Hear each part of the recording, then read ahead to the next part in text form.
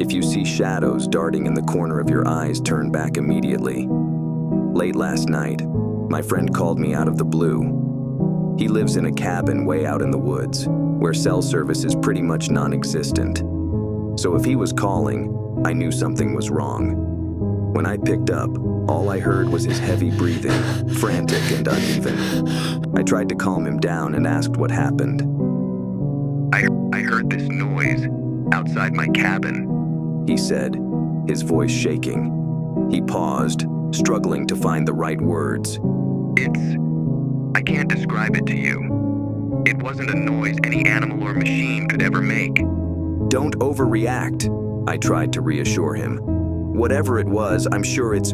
No, you don't understand. He cut me off. I've lived here my whole life. I know every sound out here, every animal. The only thing that could make a sound like that. The line cut out, replaced by static.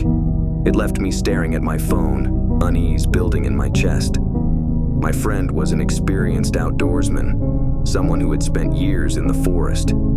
If he was this terrified, it had to be serious.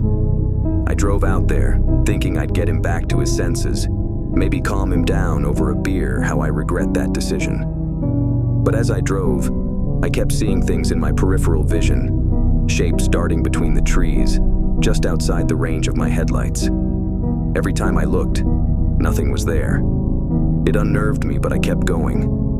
When I finally arrived, I could tell something was wrong. The air felt thick and heavy, pressing down on me. And there was this eerie silence. No wind, no crickets, not a single sound.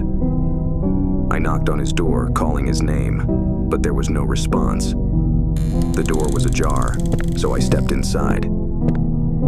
That's when I found him. He was lying on the floor, right in front of the window. His eyes were wide open, frozen in this expression of pure terror. I'd never seen anything like it. It was as if he'd been scared to death. The police came, but they couldn't find any signs of an attack, nothing to suggest a cause. They told me it was inconclusive and eventually let me go. But it didn't sit right with me. What had he heard? What could have made him look like that? I couldn't shake the feeling that he'd seen something no one was meant to see. Now tonight, I'm lying in bed, scrolling through everything I can find, trying to figure out what he might have heard. The more I read, the more I feel this creeping dread, like I'm getting too close to something I shouldn't be looking for. Then, just as I'm about to give up, I hear it.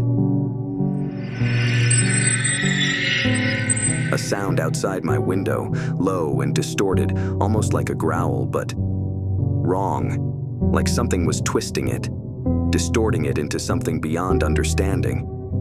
It's exactly how he described it. Not an animal, not a machine, not anything that should exist out here. I know I will die soon, but if you see this, please, whatever you do,